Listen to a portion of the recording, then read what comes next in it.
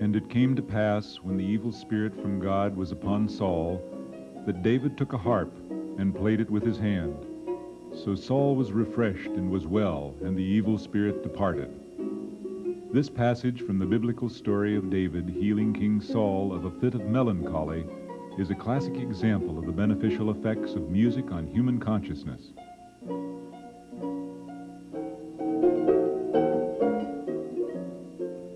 In the ancient world, it was a well-recognized and accepted fact that music could be used to heal, to inspire and expand human consciousness in religious and ceremonial worship, and to help ease the burden of heavy labor. In Egypt, musicians were an integral part of the religious life in the temples. One such musician priestess, Shebut-in-Mut, was well known for the healing and therapeutic effect of her music. To the Egyptians, music was also an important aspect of work, whether it was sowing, harvesting, weaving, or transporting a colossus from the great stone quarries. This illustration from the 5th dynasty shows musicians using concussion sticks to provide a steady rhythm for the work of harvesting.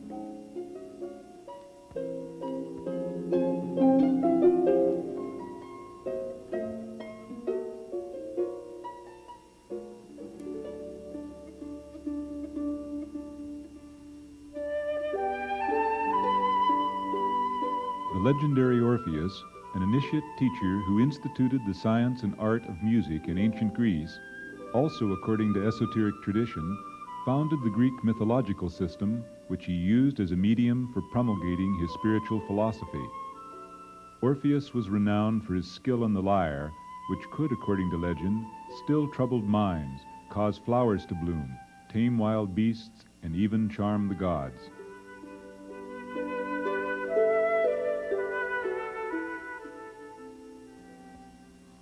The Greek mathematician and sage, Pythagoras, is accredited with the discovery of the diatonic musical scale and the correct measurement of musical intervals.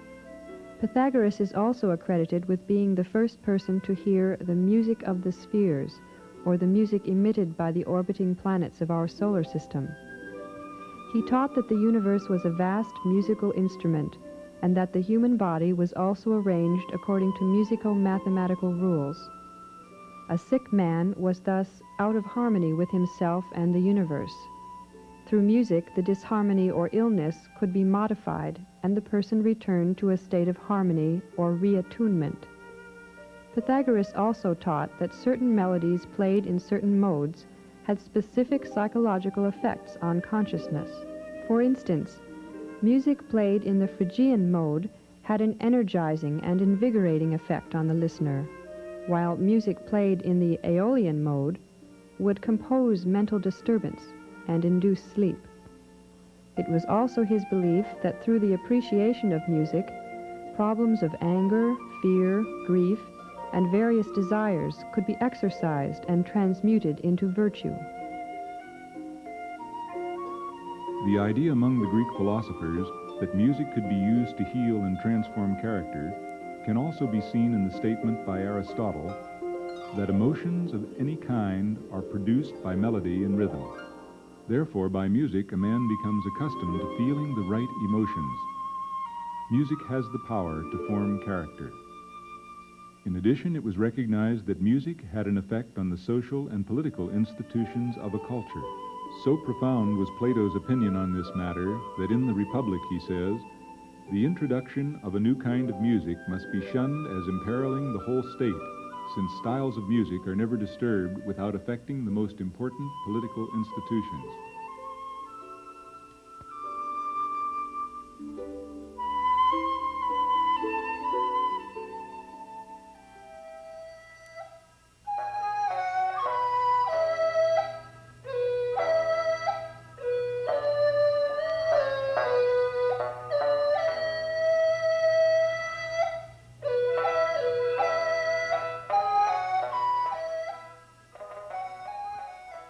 In China, the views regarding the effects of music were somewhat similar to those of the Greeks.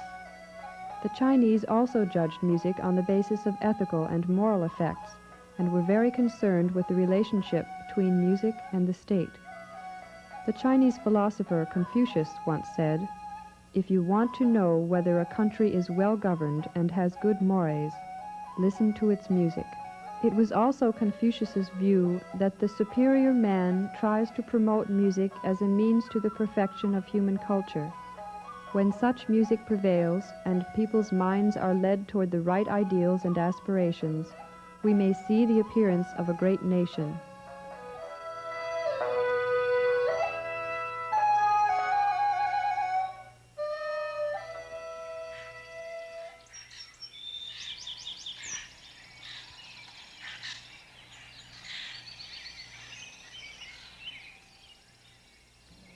The musical conceptions of the ancient Chinese also posited the existence of the great tone, or kung, which was the tone resulting from the various voices and sounds of nature, such as the roaring of the sea, the sound of wind, or the dull hum of a great city.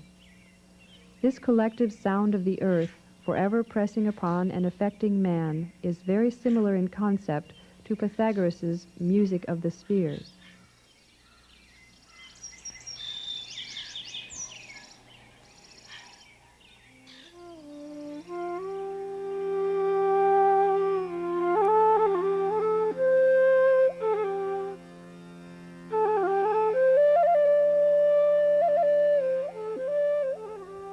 Again, in India, the power of music was exemplified by Krishna, the avatar of Vishnu and teacher in the Bhagavad Gita. According to the Srimad Bhagavatam, his flute had the effect of captivating and transforming all beings who heard it, causing peacocks to go mad, cows and their calves to cry, and all the animals and trees in the forest to stand still and listen to the transcendental sound with great attention.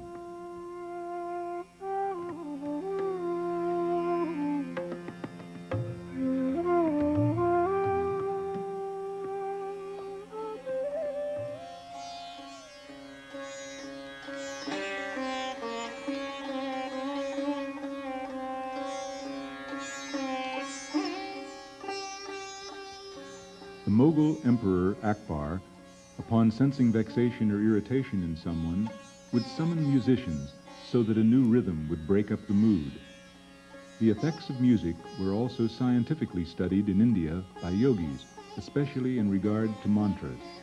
Mantras, or chants, were studied for their effectiveness in bringing about changes in consciousness, such as the attainment of samadhi, or bliss consciousness. Some mantras have specific healing effects. For example, a certain mantra from the Gopalapani Upanishad was commonly used to cure scorpion bites. The science of mantra yoga taught that each sound in a mantra affected certain chakras, or force centers, in the areas of the body associated with the chakra. To heal a lung disease, for instance, a mantra would be chanted which would affect the heart chakra, thereby in turn affecting the lungs.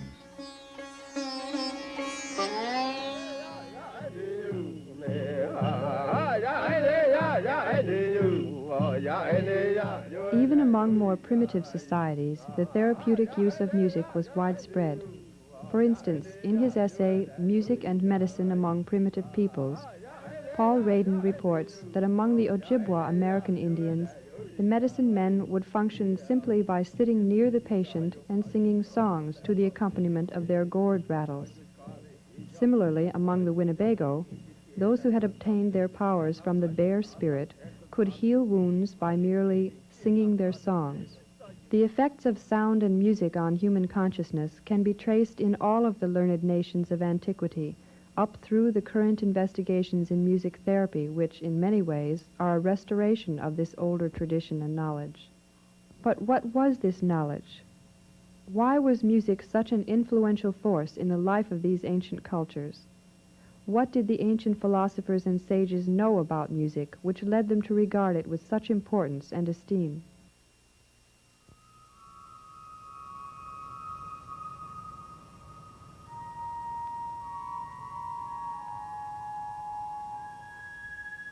The The theosophical or esoteric teachings regarding sound and music can give much insight into the answers of these questions.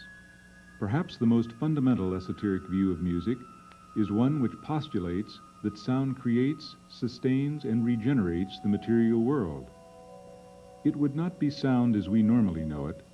Rather, it would be analogous to sound on the physical plane. This idea can be found in the ancient Egyptian, Hellenic, Hebrew, and Hindu cosmogonies. In the Gospel of John, this is expressed in the passage, "In the beginning was the Word, and the Word was with God, and the Word was God." H.P. Blavatsky stated in The Secret Doctrine that the world has been called forth out of chaos by sound or harmony and constructed according to musical proportion. The source of this sound she termed Svara and said that it was the root of all sound, the substratum of the Pythagorean music of the spheres, that which was beyond spirit, or the spirit within the spirit.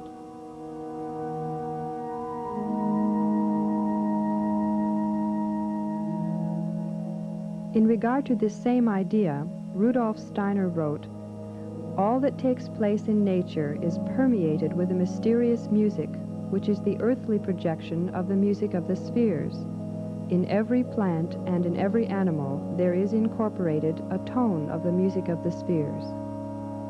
The teachings further state that the creative energies of which all forms are the product were emitted as sound by the word, or logos. These energies may be thought of as arising from a central spiritual source, which is represented physically by the sun. At their source, they have tremendous potency.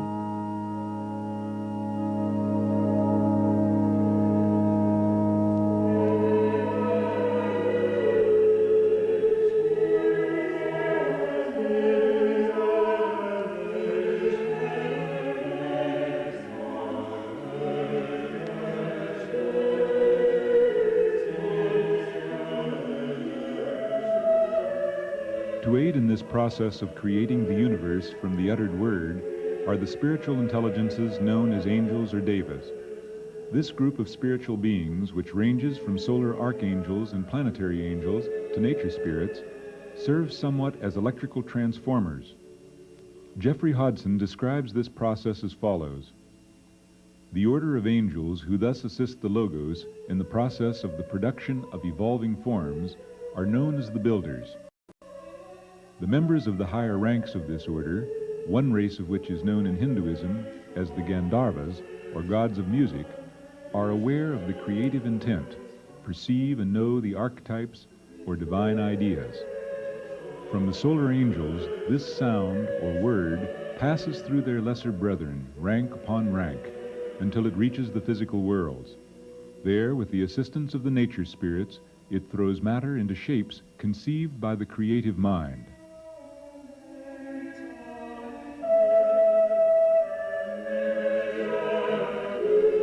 That angels are an integral part of the process of creating and transforming the material world through the medium of sound is reflected in the paintings and sculptures of many cultures.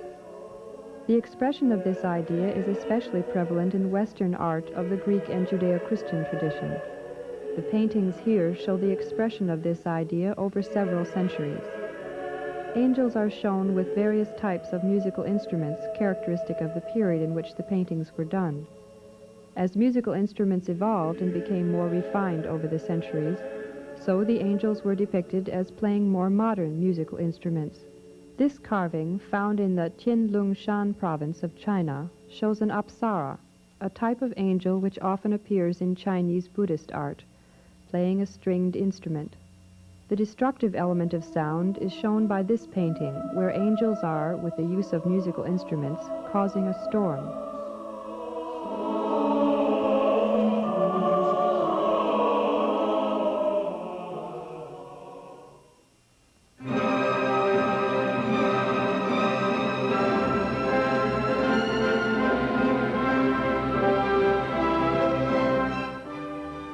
Studies done in the field of cymatics, which is the study of the effects of sound on matter, it has been demonstrated that sound and music can produce quite distinct changes in physical matter. These effects can be observed most readily in fluid matter, such as liquids and gases. In this series of photographs, streams of gas responsive to sound are molded differently according to the effect of pronouncing 5 different vowels.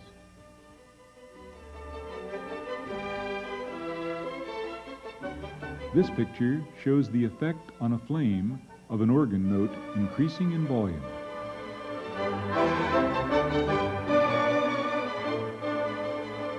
The pioneer of this type of research was E.F. Chladni, who in the 19th century discovered that if a violin bow were stroked across a metal plate sprinkled with very fine-grained particles, the vibrating particles would form definite geometric patterns. These so-called sonorous figures have been repeated in more recent experiments by generating sound through the use of piezoelectric oscillators. These illustrations show a simple sonorous figure taking shape on a steel plate strewn with fine sand.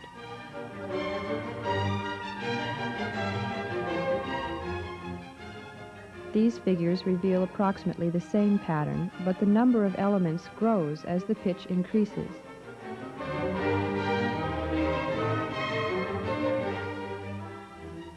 These pictures show the effects of sound on iron filings in a magnetic field.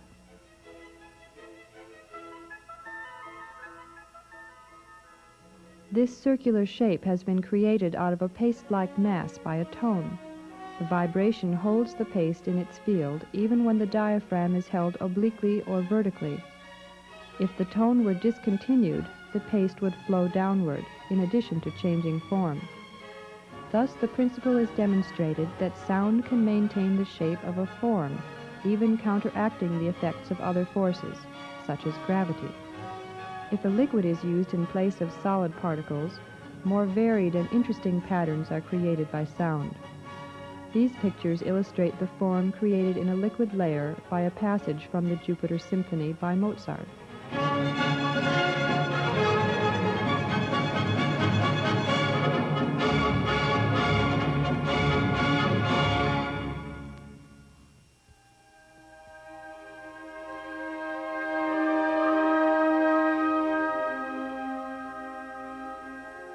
Looking more deeply into this phenomena, it has been postulated by students of the ancient wisdom that sound and music create effects in superphysical substance or matter, which is even more refined than the most refined gases. For instance, it was observed by H.P. Blavatsky that in the realm of hidden forces, an audible sound is but a subjective color, and a perceptible color but an inaudible sound. Several researchers using the self-conscious human faculty of clairvoyance have confirmed from their investigations that sound produces both color and form in the subtler dimensions of reality. Attempts have been made to illustrate the forms which are produced by music, these pictures being an example from the book Thought Forms by C.W. Leadbeater. They illustrate the forms built from music performed on an organ by the composers Mendelssohn, Gounod, and Wagner, respectively.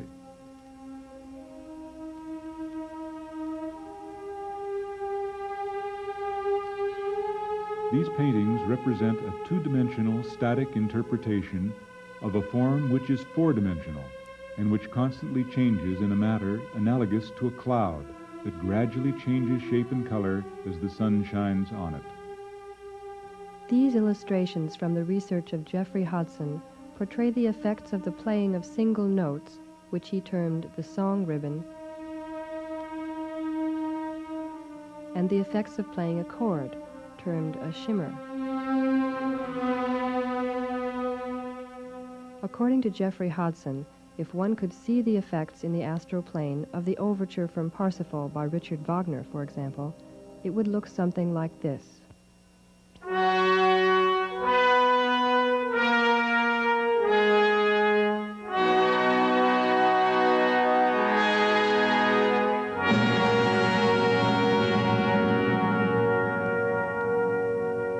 Handel's Hallelujah Chorus from the Messiah would create a music form similar to this.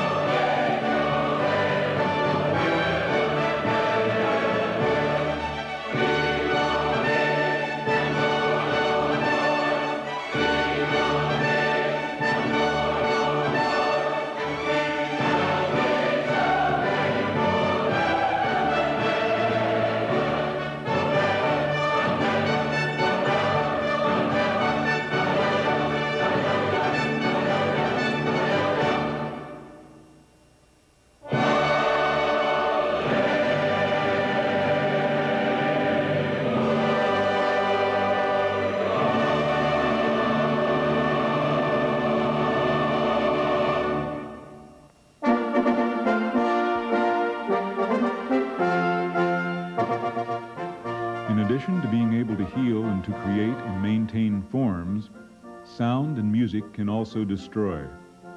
A well-known example of this is seen when a crystal glass is shattered by the singing or playing of a note, such as high C.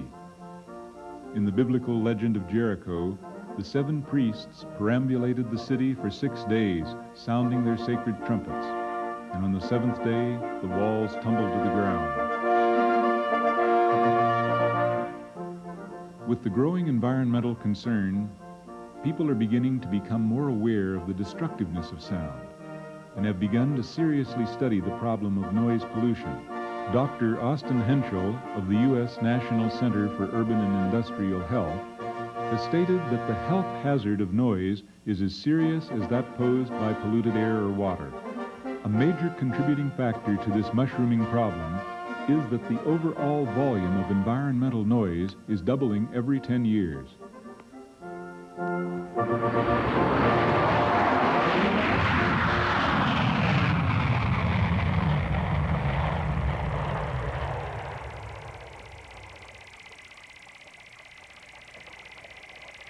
In addition to the obvious effect of causing hearing loss, noise pollution, as studies have shown, has also been a causative factor in heart disease, hypertension, birth defects, sleeplessness, and many forms of mental illness. For instance, a recent study done in Los Angeles County revealed statistically a significantly higher rate of abnormal births in the airport area as compared to other parts of the county. From research in the field of ultrasonics, which is sound at frequencies too high for the human ear to hear, or 16,000 hertz, it is known that ultrasonic sound can destroy cell tissue and even damage chromosomes. A very useful application of this research has been the development of ultrasonic sound as a microsurgical tool used in delicate operations.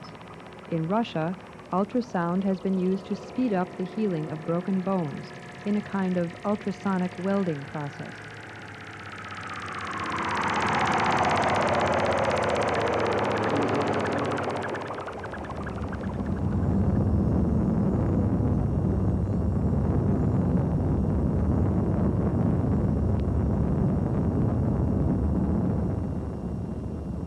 Equally mysterious is infrasound, which is sound at frequencies below the threshold of human hearing or below 20 hertz.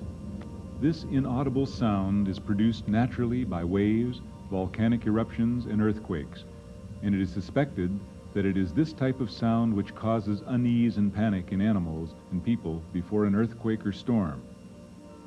High levels of infrasound can cause internal hemorrhaging, loss of balance, and nausea. It is produced by automobiles, jet airplanes, and heavy industry. Again, considering the effects of sound in the inner planes, it was reported by C.W. Leadbeater in describing the effect of a loud railway whistle on a person that its effect upon the astral body is quite comparable to that of a sword thrust upon the physical body. Fortunately for us, he continues, astral matter possesses many of the properties of a fluid, so that the wound heals after a few minutes have passed, but the effect of the shock upon the astral organism disappears by no means so readily.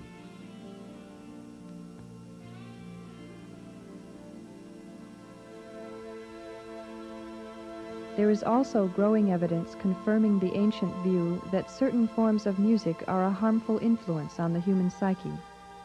Dr. Helen Bonney, for instance, has been able to statistically document through her research the fact that certain selections of music can induce moods of sadness, depression, and gloom.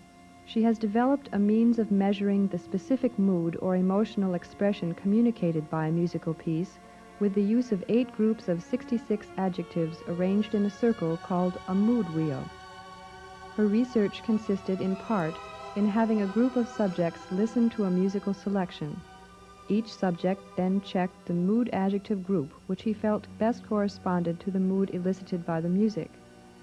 Although most of the musical selections elicited more than one mood response, and most of the music created positive feelings in the subjects, certain selections, such as The Swan of Tuonelia by Sibelius, induced negative moods in the majority of listeners and could be classified in mood adjective group number 2, shown on the chart.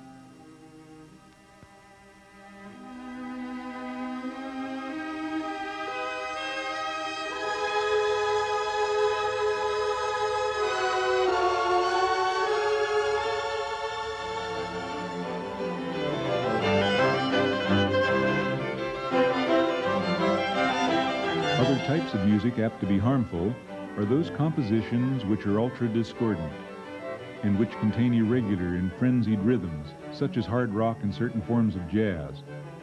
An interesting research project which supports this hypothesis is the study done by Dorothy Ritalik at the Temple Buell College in Denver regarding the effects of music on plants. Although there may not be proof of a direct relationship between the effects of music on plants and the effects on humans, there is scientific evidence which also supports the esoteric teaching that some type of communication process links all living things.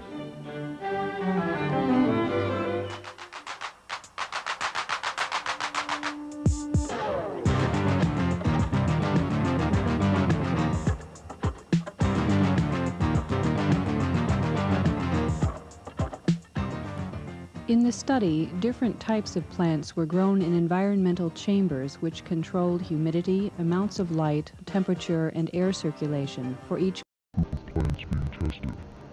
The plants were then given 3 different sonic environments. A control group was grown in silence, another group was grown with both Western and Eastern classical music, and a third was grown with acid rock music.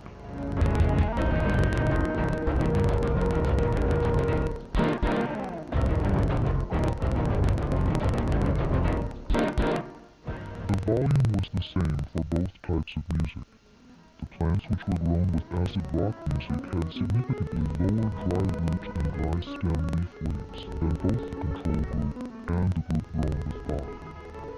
The group grown with the classical music had heavier dry weights than both the silent control group and the acid rock group. Another result was that the acid rock group of plants grew away from the speakers and the wall, which were both sources of sound. The Bach group of plants grew toward the source of music, and the control group grew vertically. In regard to this study, it is interesting to note that in 1877, in Isis Unveiled, H.P. Blavatsky wrote that future experimenters will reap the honor of demonstrating that musical tones have a wonderful effect upon the growth of vegetation.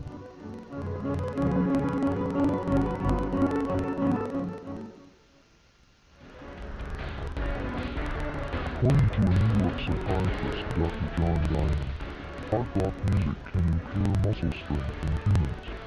He reports that unusual beats characteristic of modern music can interfere with normal brainwave activity and cause a reduction in strength. In the Medical Tribune, Dr. Diamond writes that over 90% of people tested showed a sudden loss of more than 2/3 of their normal muscle strength on an electronic strain gauge while listening to some popular types of rock. After analyzing thousands of recordings, Dr. Diamond isolated the rhythm as 2 short beats followed by a long one, which he calls stopped anapestic.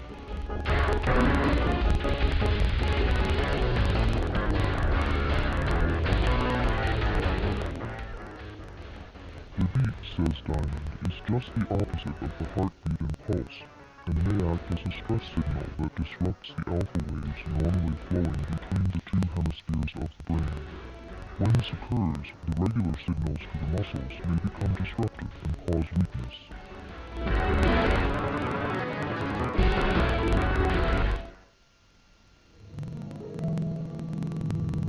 Although relatively little research has been done on the harmful effects of music, much investigation has gone into the beneficial influences of music and its application to therapy. Today, both music psychology and music therapy are fast-growing disciplines which are rediscovering and extending the knowledge of music and its impact on human consciousness, which for centuries was studied and utilized for the benefit of humanity. As we have seen, music can definitely bring about positive changes in mood. This effect has been applied in the successful treatments of many types of mental illness, including schizophrenia and manic-depressive psychosis.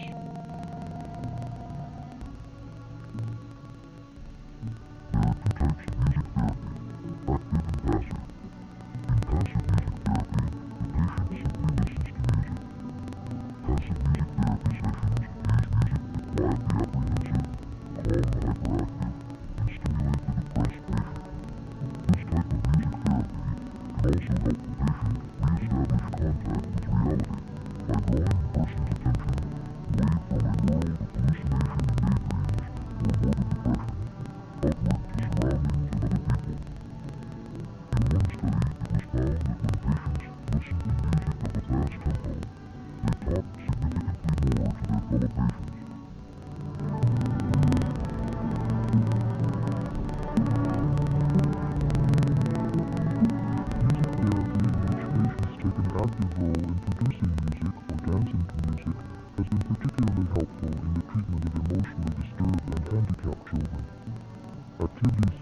group singing, or dancing provide a sphere of experience which can induce vitally needed interpersonal contacts and create emotionally integrating bonds among the participants. Musical activities, with their rhythmic melodic structures, help the physically disabled child by promoting coordination and control of physical movements, and support the expressive use of limbs and voice. Active music therapy can also bring about a sense of self-esteem and achievement among patients who feel they can enjoy the learning of a skill which can be used after leaving the institution. Another therapy which has been successfully used is curative eurythmy, which incorporates rhythmical body movements with sound. It is a movement therapy developed by Rudolf Steiner and others, which translates tones and music into harmonious bodily movements. These repetitive rhythmical movements and the conscious effort and concentration needed to do them stimulate and release powerful organic forces according to the law of resonance and bring about inner psychic healing. The modus operandi whereby these healing changes are brought about is not clearly understood by music psychologists. However, it is agreed that the process is very complex. Each person responds in a unique way to music, depending on his or her psychological makeup and temperament. From the theosophic view, this idiosyncratic response would be conditioned by the degree of development of the different chakras. The psychological changes which are induced by music also have physiological correlations. It is known from research that music can, for example, increase body metabolism, influence hormonal secretions, accelerate or decrease respiration, pulse, and blood pressure, and lower the threshold for sensory stimuli. In addition to the entire physiological response of the ear transmitting nerve impulses to the auditory brain center, there are, as we have seen earlier, effects created in the subtler vehicles of an individual. Although these effects on the subtler vehicles are again idiosyncratic,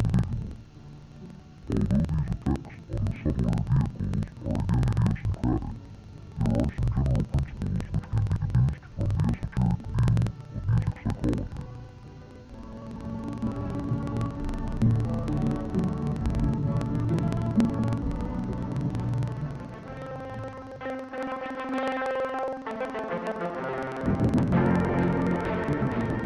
For instance, music which is predominantly rhythmic, such as marches or martial music, would tend to stimulate the etheric or physical body and would produce the effect of strengthening the will. Charles Ledbetter, in a clairvoyant description of the effects of martial music on individuals, observed, "When upon the astral body, in a condition of chaos, there comes the impact of a succession of steady and powerful oscillations, that impact supplies for the time the place of the will force which has so sorely slackened. The bodies are once more brought into synchronous vibration and are held so by the sweep of the music, thus giving the willpower an opportunity to recover itself and take again the command which it has so nearly abandoned."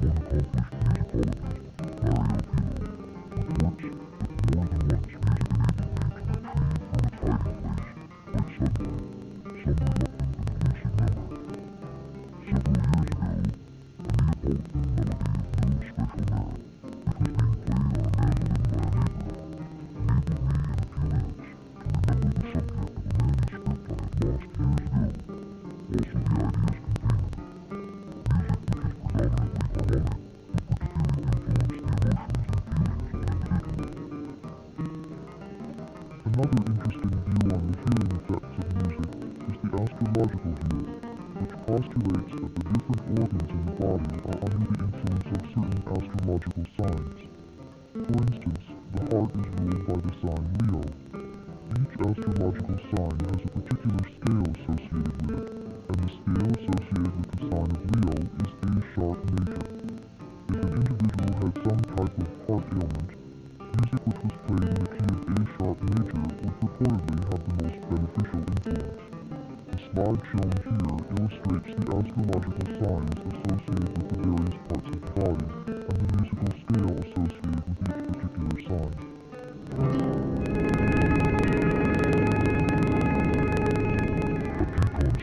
utilizing sound as a healing agent is the occult principle that each individual soul sounds a keynote. This is analogous on a lower octave to the sounding of the word by the solar logos. The sounding of this tone by the soul creates and maintains the personality and physical vehicle. It is said that the processes of self-transformation, expansion of consciousness, and healing can be enhanced very much by knowing and sounding the individual's tone.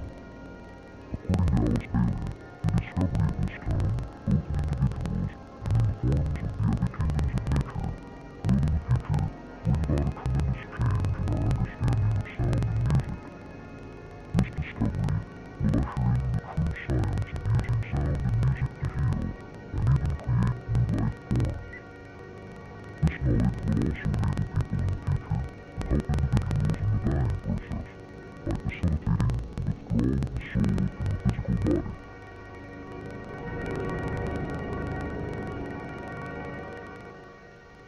Music, for it to be truly effective in healing and bringing about personality transformation, must be able to make man whole and bring about integration of the different aspects of the human psyche.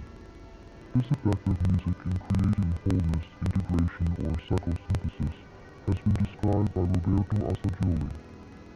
This process of psychosynthesis is of three kinds or stages, each wider and more inclusive than the preceding one. The first stage of spiritual psychosynthesis is the process of integrating the conscious personality with the soul, or higher psychospiritual elements. The personality is not consciously aware of these elements due to their residing in the highest sphere of the unconscious, the superconscious. At this stage, music has a psychoanalytic character which brings into the field of waking consciousness many drives, emotions, and complexes which were creating difficulties in the unconscious, transmuting and integrating them with the superconscious. Truly religious music is very effective in producing such a synthesis, as it awakens and stimulates the spiritual seeds which exist in every one of us.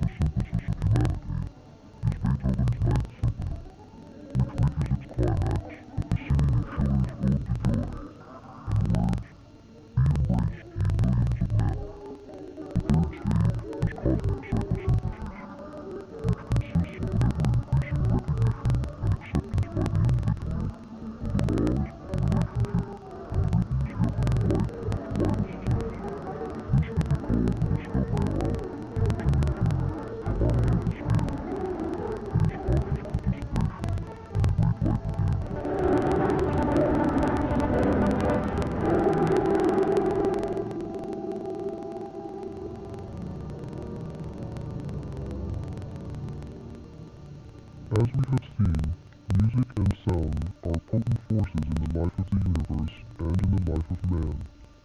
Like other energies, they can be used for either the hindrance of human growth and health, or the refinement and expansion of human consciousness. Consequently, the wise use of the universal forces of sound and music becomes a matter of concern and responsibility for all people. Perhaps what makes music such a potent force in human spiritual development is that, in one sense, our whole being is music. Our mind, our body, and the nature in which we live and move and have our being is As we have seen, music and sound are potent forces in the life of the universe and in the life of man. Like other energies, they can be used for either the hindrance of human growth and health, or the refinement and expansion of human consciousness.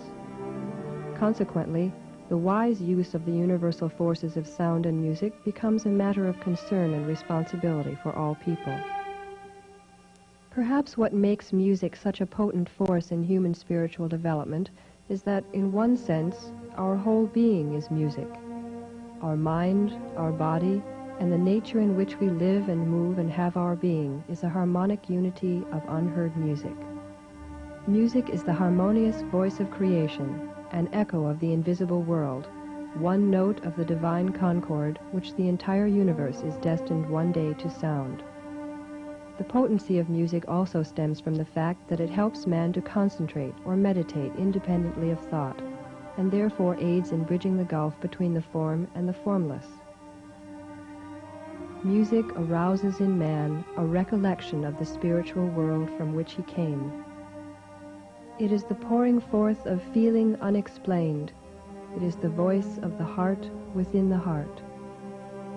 Music is a kind of language of the soul which leads our consciousness to the edge of the infinite.